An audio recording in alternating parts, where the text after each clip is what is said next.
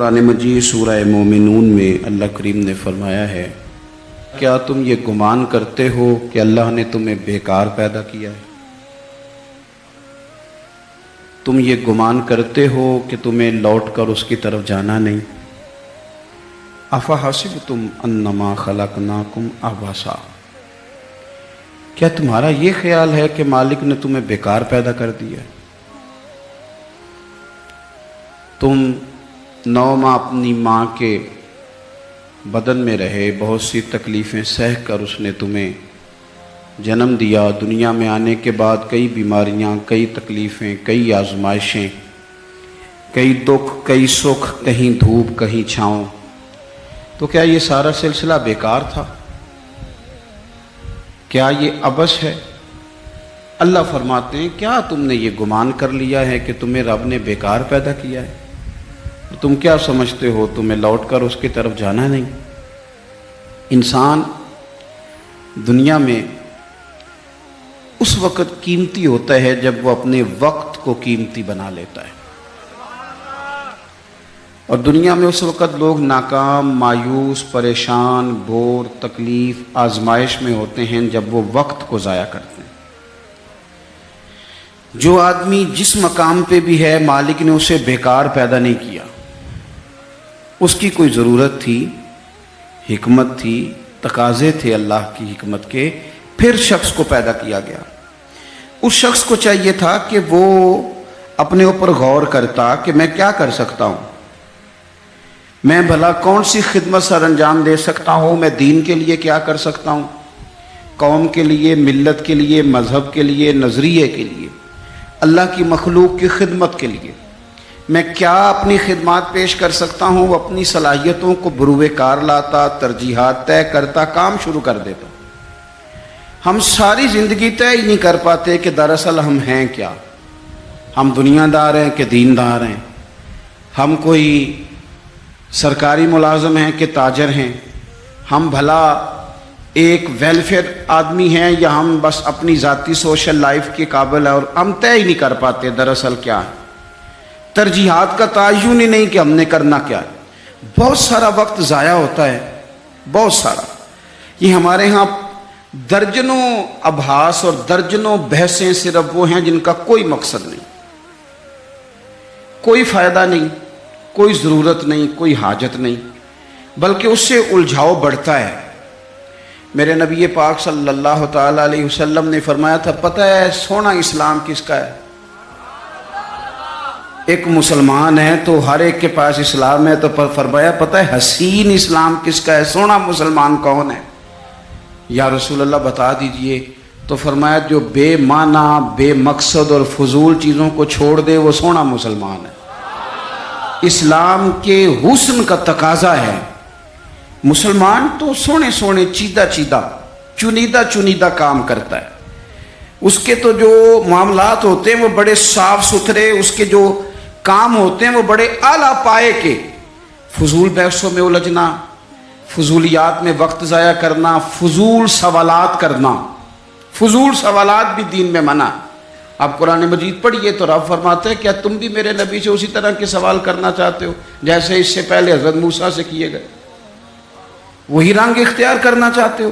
ابحاث میں الجھ جانا، اس چوک میں وقت گزارنا۔ ہمارا تو آپ یقین کریں، کچھ وقت لے گئے کعبہ خانے، کچھ زندگی لے گئی ہوٹل، کچھ وقت گزر گیا سیر کرنے میں، کچھ یہ پتہ کرنے میں گزر گیا کہ آج کل بھلا کون کون کیا کیا کر رہا ہے، اس پر بڑا وقت گزر گیا۔ فلانا فلانی جگہ کیسے پہنچ گیا، فلانے کی فلانی مصروفیت کیسے بنی، فلانے کا فلانے سے تعلق کیسے بنا، زیادہ وقت اسی میں بیت گیا۔ فضول ابحاث، فضول بحثیں، فضول وقت کا ضیاع، اپنے معاملات پہ بالکل توجہ نہ دینا۔ یاد رکھنا، ہمارے بہت سارے کام صرف اس لیے خراب ہو جاتے ہیں کہ ہم توجہ نہیں کرتے۔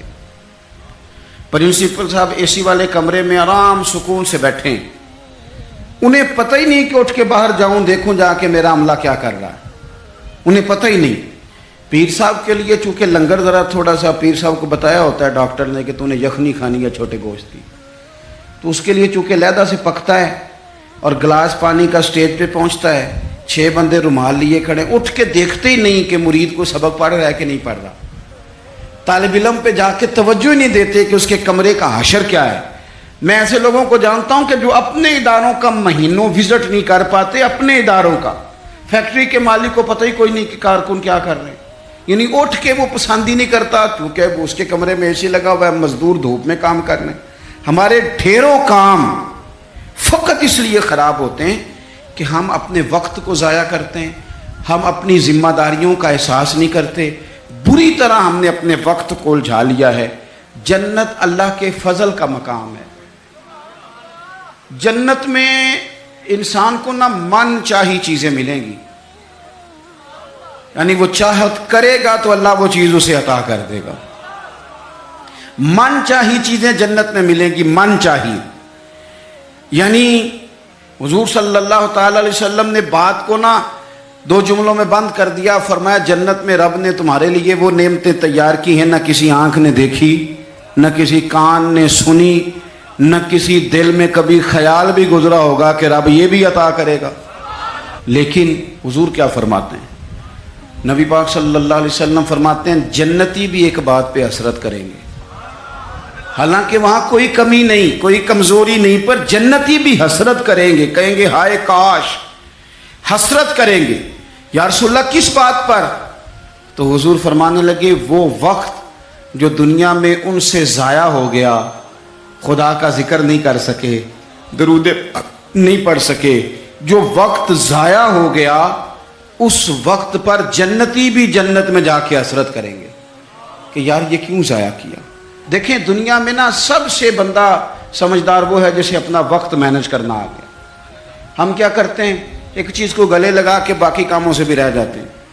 آج کل مجھے کاروباری ٹینشن ہے لہذا نمازیں بھی گئیں، آج کل مجھے کاروباری ٹینشن ہے لہذا ابا جی کی خدمت بھی گئی، آج کل مجھے کاروباری ٹینشن ہے لہذا حقوق العباد بھی گئے، چونکہ کاروباری ٹینشن ہے تو لہذا کسی سے ہنس کے مسکرا کے بات کرنے والی جو نیکی تھی وہ بھی گئی۔ ایک ٹینشن آئی ہے نا تو آپ نے سارا کچھ اسی کھاتے لگا دیا ہے، وہ تو آتی رہے گی۔ نبی پاک صلی اللہ علیہ وسلم نے 23 سالوں میں انقلاب برپا کیا۔ آپ دیکھ لیں کون سا ایسا موقع ہے جہاں سکون سے کسی نے بیٹھنے دیا؟ کبھی کافر بدر میں آ گئے، کبھی احد میں آ گئے، کہیں خندق میں آ گئے، کہیں خیبر میں آ گئے۔ وہ معاملہ اپنی جگہ پہ تھا تو یہاں مدینے میں یہودیوں کی سازشیں شروع ہو گئیں۔ وہ اپنے مقام پر ایک معاملہ تھا تو منافقین اندر تھے، وہ الگ سے عبداللہ بن ابی سلول کا گروپ الگ سے سازشیں کرتا تھا۔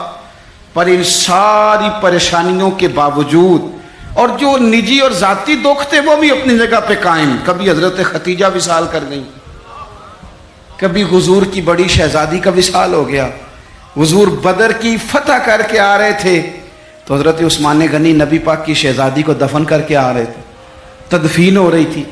یہ سارے نظام دکھ بھی ساتھ رہے، پر ان سارے کاموں کے باوجود رسول پاک تہجد بھی وقت پہ پڑھتے رہے، صحابہ کو قرآن بھی وقت پہ سکھاتے رہے، رسول پاک صلی اللہ تعالی علیہ وآلہ وسلم لوگوں سے مسکرا کے بھی وقت پہ ملتے رہے، حسنین کو کندھوں پہ بٹھا کے وہ والا معاملہ بھی وقت پہ کرتے رہے۔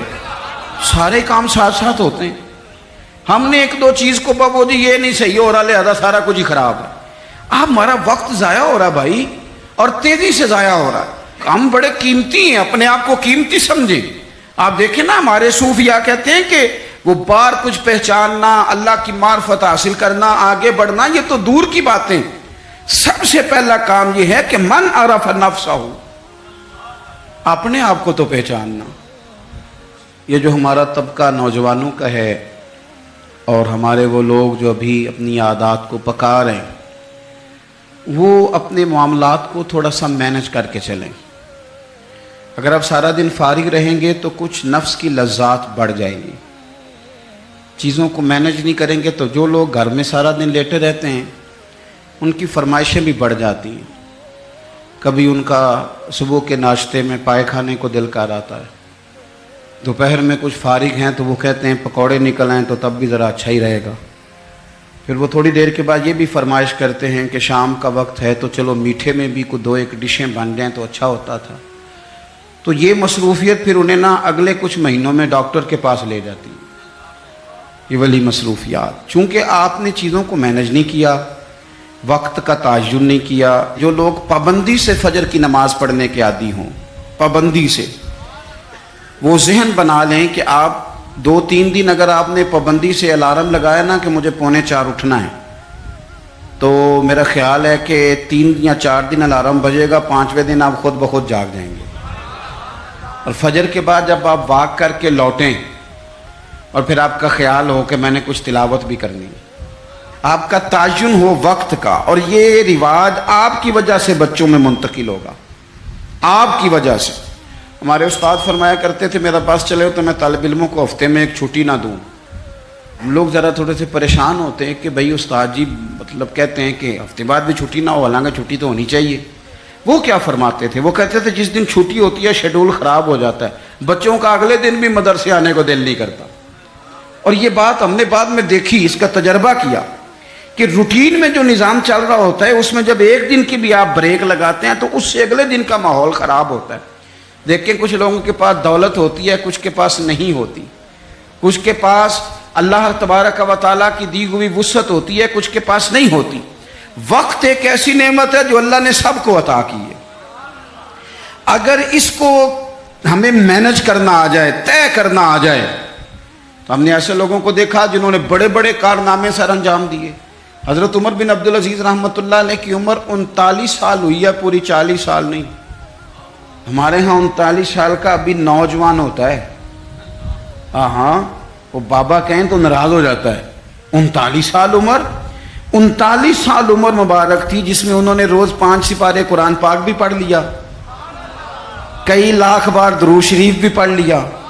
انہوں نے اپنے پورے عہد حکومت میں بڑے بڑے سرائے قائم کیے، بڑی بڑی مساجد بنائیں. جو پچھلے بادشاہ ان سے پہلے گزرنے والے عدل نہیں کرتے تھے وہ ساری خرابیاں دور کر کے انہوں نے عدل بھی کر دیا. ان 39 سالوں میں یہ وہ حسین شخص ہے کہ جس نے اتنا کام کیا کہ اسے رسول پاک کی بارگاہ سے سلام بھی آیا. اتنے بڑے کام کر کے وہ 39 سالوں میں اللہ کے حضور بھی حاضر ہو گئے. اور صدیاں بیت گئیں. خطیب ممبروں پہ بیٹھ کے ان کی تعریفیں کرتے ہیں، ان کی مثالیں دی جاتی ہیں، ان کے تذکرے کیے جاتے ہیں، ان کے احوال بیان کیے جاتے ہیں. وجہ کیا تھی؟ وقت نہیں ضائع کیا، ٹائم نہیں ضائع کیا. آپ یقین کریں اتنا وقت ہے ہمارے پاس، اتنا وقت ہے، فلانی چیز کا بھی ہمیں پتہ ہے، فلانی چیز کا. حضرت بابا فرید الدین گنج شکر رحمۃ اللہ تعالی علیہ، آپ دلی میں رہتے تھے اپنے مرشد شیخ قطب الدین بختیار کاکی کی بارگاہ میں. تو ایک بندہ دور سے کہیں آیا تو اس نے بابا صاحب سے کہا فلانے محلے جانا ہے. فرمانے لگے مجھے نہیں پتا اس کا. وہ کہنے لگا آپ دلی میں نئے آئے ہیں؟ فرمایا نہیں، سالوں بیت گئے. تو کہا پھر آپ کو اس محلے کا نہیں پتا؟ کہنے لگے 2 گلیوں کا پتہ ہے، ایک قطب کے گھر جاتی ہے، دوسری واپس آتی ہے، تیسری کا نہیں پتا. وہ تو فارغ لوگ ہیں جو گھومیں گے، ادھر جائیں گے ادھر جائیں گے. ہماری تو جو ڈیوٹی ہے ہم ڈیوٹی کر رہے ہیں. اپنی زندگی میں اوقات کا اتنا ضیاع ہے، اتنا ضیاع، حد ہو گئی. ہمارے بزرگوں نے جو اب وہ کتابیں لکھ گئے جو ہم سے پڑھی نہیں جاتی، اتنی بڑی ہیں، لوگ پڑھ نہیں پاتے ساری زندگی میں. اعلیٰ حضرت فاضل بریلوی نے 1000 کتاب لکھی ہے، اور ایسے نہیں لکھ دی کہ 4 کتابیں رکھی تو 5ویں اس میں سے نکل آئی، ایسے نہیں، بلکہ انہوں نے ایک کتاب لکھی ہے جس کو کھولا جائے تو کئی جلدوں میں کتابیں بنتی ہیں. کیسے لکھا؟ وقت مینج تھا. وہ وقت پہ اٹھتے تھے، وقت پہ سوتے تھے، وقت پہ جاگتے تھے، وقت پہ نماز پڑھتے تھے، وقت پہ سارے کام کرتے تھے. حکیم الامت مفتی احمد یار خان صاحب نعیمی رحمت اللہ علیہ قرآن مجید کی تفسیر لکھنے بیٹھے تو 1 پارے کی 1 جلد لکھی، 8 جلدوں میں حدیث کی شرح لکھی، سینکڑوں شاگرد بنائے، بے شمار ان کے عقیدت مند ہوئے، ان کی کتابیں انمول موتی. کسی نے کہا حضور سارا کچھ کیسے ہوا؟ کہنے لگے وقت نہیں ضائع کیا زندگی میں، وقت نہیں ضائع کیا. مفتی صاحب نا جب جمعے کا خطبہ دینے کے لیے ممبر پہ بیٹھتے تھے اور پہلی بات کرتے تھے نا الحمدللہ، تو لوگ گھڑی ٹھیک کرتے تھے، کہتے تھے لو بھی 1 بج گیا، مفتی صاحب بیٹھ گئے. یہ 1 منٹ آگے پیچھے نہیں ہوتے، بلکہ ایک سادی مثال، مفتی صاحب عصر کی نماز سے 15 منٹ پہلے گھر سے نکلتے تھے. تو آپ گزرتے تھے نا جہاں سے، تو ایک حویلی تھی، ایک ذمہ دار تھا، وہ اس نے بھینسیں رکھی ہوئی تھی، تو عصر سے پہلے تھوڑا سا بھینسوں والے لوگ دودھ دھونا شروع کرتے ہیں. تو مفتی صاحب جب سامنے سے گزرتے تو وہ ذمہ دار کہتا اپنے بیٹے سے، کہنا پتر کٹا چھڈ دے، مفتی صاحب لنگ گئے نہیں. وہ کہتا ابا جی اجے تو دن کھلوتا ہے. کہتے دن نو چھڈ، استاد لنگ گئے نہیں.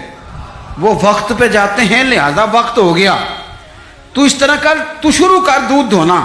تو کہتے ہیں گھڑیاں کم ہوتی تھی، ہر بندے کے پاس ہوتی نہیں تھی، تو اگر گھڑی منگا کے بھی کبھی دیکھتے تھے تو واقعی 4:45 ہوتے تھے. اپنے معاملات کو لوگوں نے جب طے کر لیا، جب ان کا ارادہ بن گیا، جب وہ کام کرنے والے لوگ تھے. اب یقین کریں کئی لوگوں کو اپنے بارے میں اتنی معلومات نہیں ہوتی جتنا ان کے پڑوسیوں کو ان کے بارے میں پتہ ہوتا ہے. اتنی معلومات نہیں ہوتی جیسے ویسے لوگوں کو خبر ہوتی ہے کہ فلانا. اور کسی دانشور نے بڑی عمدہ بات کی تھی، اس نے کہا تھا ہمیں پڑوسی کے بچوں کی غلط حرکتوں کا پتہ ہوتا ہے پر اس کی غربتوں کا پتہ نہیں ہوتا. یہ ذرا وقت پہ خیال کرتے ہیں کہ فلانا بچہ شرارت کتنی کرتا ہے، یہ نہیں سوچتے کہ اس کی فیس بھی ادا ہوئی ہے کہ نہیں، انہوں نے روٹی بھی کھائی ہے کہ نہیں، ان کے پاس سکول جانے کا یونیفارم بھی ہے کہ نہیں. اپنے وقت کو ہمیشہ اچھے انداز میں. حضرت معاویہ بن خدید رضی اللہ تعالیٰ عنہ ایک صحابی ہیں، وہ کہتے ہیں اسکندریہ کی فتح کے لیے ہم لوگ گئے، فتح ہو گئی، واپس آئے تو دوپہر کا وقت تھا. سخت گرمیوں میں اکثر لوگ دوپہر کو بھی آرام کرتے ہیں، جب دھوپ کڑاکے کی ہو تو لوگ باہر نہیں نکلتے.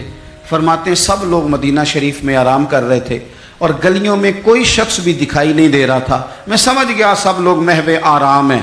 حضرت عمر فاروق رضی اللہ تعالیٰ عنہ کو میں نے اطلاع دینی تھی کہ فتح ہو گئی. آپ فرماتے ہیں میں بھی جا کے کسی کونے میں بیٹھ گیا. عصر یا مغرب کا وقت ہوا تو حضرت عمر سے ملاقات ہوئی، تو میں نے سلام کے بعد عرض کی حضور مبارک ہو، اللہ نے کامیابی دے دی، اسکندریہ کی فتح ہو گئی. تو حضرت عمر کہنے لگے یا اللہ تیرا شکر ہے. پھر فرمانے لگے یار میں تو تیرے انتظار میں تھا اور خیال تھا تو ظہر کے قریب آ جائے گا. عرض کی حضور میں آ گیا تھا، ذرا بات کو سننا، میں آ گیا تھا پر سب لوگ سو رہے تھے، آپ کے آرام میں خلل ڈالنا مناسب نہیں سمجھا، لہذا میں رک گیا کہ عصر یا مغرب میں بتاؤں گا. تو حضرت عمر کہنے لگے یہ تم نے کیا کیا؟ سویا کرتا تھا میں، پر خلیفہ بننے سے پہلے سویا کرتا تھا. اب اتنا وقت کہاں ہے، اب تو ذمہ داری ہے، ذمہ داری. سب سیاں رل پانی نو چلیاں، کوئی مڑ سی پار کے، تو جنہاں نے پار کے سر تے چایا وہ قدم رکھن ڈر ڈر کے. اب تو احساس ہونے نہیں دیتا. ذمہ داری ہے نا، جنہاں نے پار کے سر تے چایا ہے وہ قدم رکھن پر ڈر ڈر کے. احساس کہاں سونے دیتا ہے. آپ فرمانے لگے تو دن کی بات کرتا ہے، میں تو رات کو تھوڑا سوتا ہوں. حضور کیوں؟ فرمانے لگے دن مخلوق کی خدمت میں رہتا ہوں اور رات اپنے رب کی عبادت میں رہتا ہوں. وقت کہاں ہے بھائی اتنا. مجھے بھی میرے کچھ دوست کہتے ہیں آج کل بور بڑے ہوتے ہیں، تو میں اکثر کہتا ہوں ہوتے ہوں گے بور، پر ہمارے پاس تو بور ہونے کا وقت ہی نہیں بچا. کبھی ٹائم ملے تو شاید بور ہوں، پر اتنا وقت کہاں سے لائیں بھائی. بور بھی ہونا ہے، تھوڑا وقت نکلے تو ہونا، ٹائم ہی کوئی نہیں. چاروں ناچار بھی لگے رہتے ہیں، اپنی ڈیوٹی کرتے رہتے ہیں. بور تب ہوں گے جب فارغ بیٹھیں. زندگی کو فارغ نہ بتائیں اپنے وقت. وہ جی میں ذرا فارغ تھا تو یہاں آ کے بیٹھ گیا، میں ذرا فارغ تھا تو موبائل پہ لگ گیا، میں ذرا فارغ تھا تو فلانی بحث میں لگ گیا، میں ذرا فارغ تھا تو میں چائے پینے چلا گیا، میں ذرا فارغ ہوں تو آؤ 2 گھنٹے طے کر کے نا 2 گھنٹے جانے 2 گھنٹے آنے. کرنا کیا ہے؟ روٹی کھانے جانا ہے. واہ بھائی واہ، اتنی فرصت کہاں سے آئی. حضرت عبداللہ ابن عمر حدیث کے راوی ہیں. میرے نبی پاک علیہ الصلاۃ والسلام ارشاد فرماتے ہیں جب سورج طلوع ہوتا ہے، ہر روز جب سورج طلوع ہوتا ہے تو دن اعلان کرتا ہے. اس دن منادی ہوتی ہے، وہ دن اعلان کرتا ہے اور کہتا ہے لوگو آج اگر کوئی کام کرنا ہے تو کر لو، میں آج آیا ہوں، آج کے بعد دوبارہ نہیں آؤں گا. آج یہ جو دن ہے نا، یہ آج کے بعد دوبارہ یہ نہیں آئے گا میرے عزیز.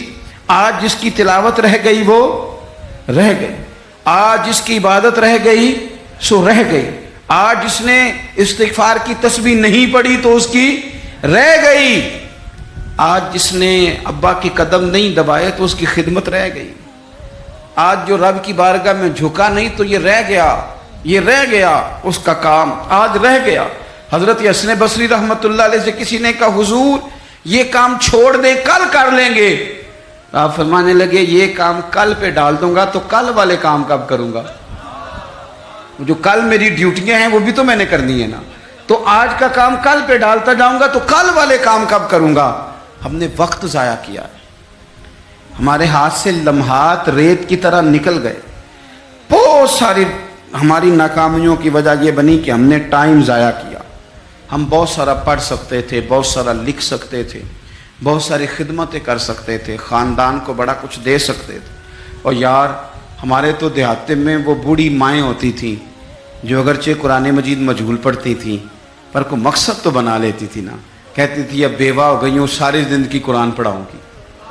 کوئی لالچ نہیں ہوتا تھا، کچھ نہیں ہوتا تھا، کوئی مقصد تو تھا نا، کوئی ارادہ تو تھا نا. کچھ انہوں نے پروگرام تو بنا لیا تھا. اپنی زندگی بے ترتیب گزاریں گے تو خیالات بکھریں گے. آج نہ ہر تیسرا بندہ کہتا ہے کہ جناب وسوسے بڑے آتے ہیں. ہر چوتھا بندہ کہتا ہے دل میں بڑے بڑے خیالات آتے ہیں. میں اس نتیجے پہ پہنچا ہوں میڈیا دیکھ دیکھ کے، رنگ رنگ کی کہانیاں سن کے، رنگ رنگ کی سٹوریاں سن کے، کوئی کیا کہہ رہا ہے کوئی کیا کہہ رہا ہے، گمسان کا رن پڑا ہوا ہے. اللہ جانے کون سچا کون جھوٹا کیا بن رہا. یہ چیزیں ذہن میں اتنی پختہ ہو جاتی ہیں کہ وسوسے ہی وسوسے، خیالات ہی خیالات، تصورات ہی تصورات. وہ لوگ جو اپنے مصلح کے ساتھ جڑے ہوئے تھے، جو اپنی تلاوت وقت پہ کرتے تھے، جو وظائف وقت پہ پڑھتے تھے، جو درود تاج اتنا سونا پڑھتے تھے، اتنا سونا پڑھتے تھے کہ پاکستان میں بیٹھ کے پڑھ رہے ہوتے تھے تو لگتا تھا گنبد خضرا سامنے موجود ہے. اتنے ذوق سے حضور کی بارگاہ میں اپنے آپ کو پیش کرتے تھے تو وہ لوگ سکون میں رہتے تھے. انہیں خوابیں اچھی آتی تھیں، ان کی فکریں مضبوط رہتی تھی، ان کے ذہنوں میں کوئی تناؤ نہیں تھا. اب تو بہت سارے لوگ ایسے ہیں کہ اللہ تعالیٰ معاف کرے آنے والے وقت میں سب سے زیادہ دوائی گردن کی درد کی کھایا کریں گے، کیونکہ 3 گھنٹے تو موبائل پہ جھکے رہتے ہیں. تو کیسے نظام آگے بڑھے گا؟ عزیز بھائی، وقت کی میان سے جو ایک دفعہ تیر نکل گیا دوبارہ پلٹ کے اس میں داخل نہیں ہوگا. اپنے وقت کو بچا لیں، اپنے لمحات کو ضائع ہونے سے بچا لیں. یہ بڑے قیمتی ہیرے ہیں. یہ آپ کو اللہ نے وسعت دی ہے، آسانی دی ہے، فراغت دی ہے. تو نبی پاک صلی اللہ علیہ وسلم نے فرمایا یہ رب کی نعمت ہے. ہم نہ اپنے بزرگوں کو کبھی دیکھتے ہیں نا جی. حضرت شیخ ابراہیم کہتے ہیں قاضی ابو یوسف رحمۃ اللہ علیہ شدید بیمار تھے، امام مالک رحمۃ اللہ علیہ کے شاگرد ہیں.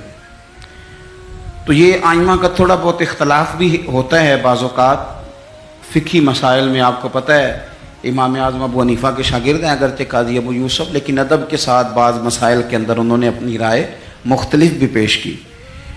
تو کہتے ہیں وہ شدید بیمار تھے، اتنے بیمار تھے کہ غشی کا عالم طاری تھا. تو میں ان کی تیمارداری کرنے چلا گیا. ہم جب بیمار پڑے ہوتے ہیں کچھ ہے یاد رہتی ہے کیونکہ مشن ہی کوئی نہیں. بیمار ہے بچے بھی سائڈ پہ لے جاؤ جی میری طبیعت نہیں ٹھیک، کچھ نہیں کرنا، کیونکہ پہلے بھی کچھ نہیں کرتے تھے تو اب تو ویسے بیمار ہیں. اب ہم نے کیا کرنا، کچھ کرتے ہی نہیں. قاضی ابو یوسف رحمۃ اللہ علیہ شدید بیمار تھے. شیخ ابراہیم فرماتے میں تیمارداری کرنے کے لیے حاضر ہوا. ان کو غشی طاری تھی، اچانک ان کی آنکھ کھلی، شدید بیمار ہیں، اٹھ کے بیٹھا نہیں جا رہا، لیکن مقصد ہے نا زندگی میں کوئی. تو فرمانے لگے اچھا ہوا یار ایک عالم میرے پاس آ گیا ہے، ایک مسئلے پہ تحقیق کر رہا ہوں، سمجھ نہیں آ رہی، ذرا مجھے بتاؤ تو صحیح. اس حال میں بھی آپ مسئلوں پہ تحقیق کر رہے ہیں، اس حال میں بھی کتاب و سنت کی بات، اس حال میں بھی اصول فقہ کی باتیں. کہا حضور فرمائیے. تو آپ فرمانے لگے یہ بتاؤ کہ یہ جو حج کے موقع پر رمی کی جاتی ہے جمرات کی، کنکر مارے جاتے ہیں، تو یہ پیدل مارنا افضل ہے یا سواری پہ؟ تو کہتے ہیں مجھ سے انہوں نے پوچھا تو میں نے کہا حضور میرے خیال میں پیدل ٹھیک ہے. فرمانے لگے نہیں یہ ٹھیک نہیں. تو میں نے کہا پھر سواری پہ ٹھیک ہے. کہنے لگے نہیں آپ نے پھر جلدی کر دی ہے. یعنی وہاں بھی وقت کا ضیاع نہیں، وہاں بھی ضیاع نہیں. یہ سید ابو البرکات شاہ صاحب رحمۃ اللہ علیہ حزب اللہ ناو شریف والے مفتی اعظم پاکستان، سراج اہل تقویٰ کہا جاتا تھا. اللہ تعالیٰ آپ کو کبھی موقع دے تو سید صاحب کے مزار پہ حاضری دیا کریں. یہ بڑے کام کا، ایک بھائی وہاں لیٹے ہیں حزب اللہ ناف میں اور ایک بھائی داتا صاحب کے ساتھ لیٹے ہوئے ہیں. سید ابو الاسناد شاہ. یہ داتا صاحب سے تھوڑا سا آگے بڑھیں تو حزب الاناف ہے, اس میں مزار ہے سید ابو البرکات شاہ صاحب کا. یہ اعلیٰ حضرت فاضل بریلوی کے خلیفہ ہیں اور پاکستان کے سب سے بڑے مفتی تھے, اور ساری زندگی پڑھا اور پڑھایا, اور ساری زندگی حضور کی شانیں بیان کی. سید صاحب کا جب آخری وقت آیا نا, بیمار تھے, اس وقت بھی ان کو سید صاحب کہا جاتا تھا. اہل سنت میں جب آپ کسی کو سید صاحب کے لقب سے پکاریں گے تو مراد سید ابو البرکات شاہ صاحب ہوں گے. تو سید صاحب کو نا آخری وقت میں بھی اتنا پیار تھا پڑھنے پڑھانے سے کہ کسی سے کہتے تھے کہ شیخ محقق شاہ عبد الحق صاحب محدث دہلوی کی جو مدارج النبوت ہے نا کتاب, اس میں انہوں نے حضور کی شانیں بڑی بیان کی ہیں. تو تھوڑی ظاہری بصارت کمزور ہو گئی یا جسم کمزور ہو گیا تو فرماتے تھے میں پڑھ نہیں پاتا, مجھے سناؤ. یعنی وہ وقت بھی حضور کی شانیں سننے سنانے پڑھنے پڑھانے میں گزر جائے, وہ وقت بھی. اور یہ داتا صاحب کے ساتھ مزار ہے, داتا صاحب کی اس سائڈ پہ سید ابو الاسناد شاہ صاحب, یہ ان کے بھائی ہیں. تحریک ختم نبوت میں جیل ہو گئی تھی, جیل ہو گئی جیل, تو جیل میں بھی فارغ نہیں بیٹھے, قرآن پاک کی تفسیر لکھ ڈالی, قرآن پاک کی تفسیر لکھ ڈالی. او بھائی فارغ تو وہ لوگ رہتے ہیں جنہوں نے کرنا ہی کچھ نہیں.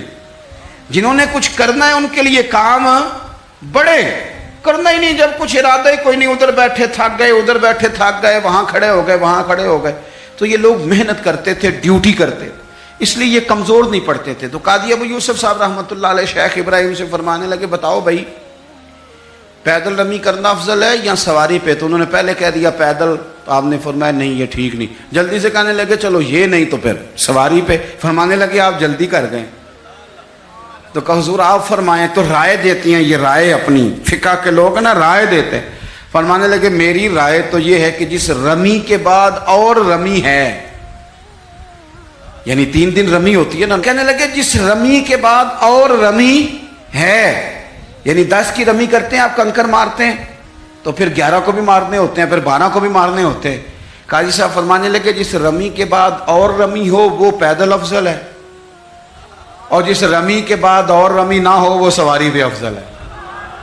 آخری وقت میں بھی کتاب و سنت کی بات, آخری وقت میں بھی پڑھنے پڑھانے کی بات, آخری وقت میں بھی اللہ رسول کے رضا والی بات. تو میرے عزیز یاد رکھیں گے آپ, وقت کو ہم نے بچانا ہے.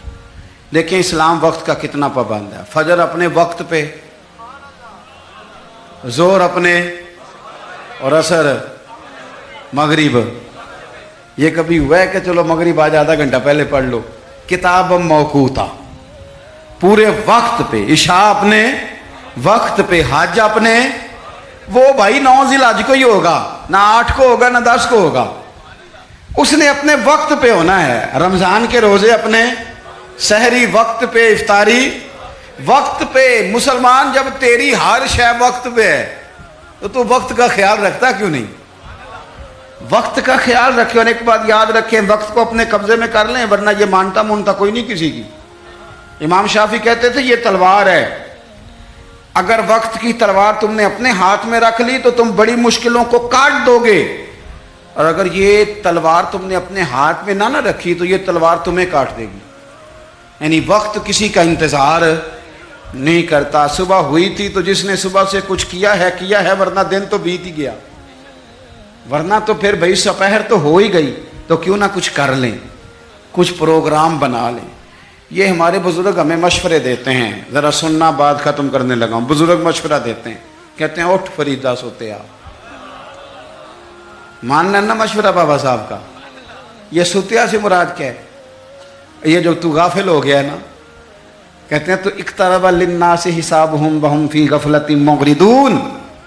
وقت حساب قریب آ گیا, ابھی بھی لوگ غافل ہیں.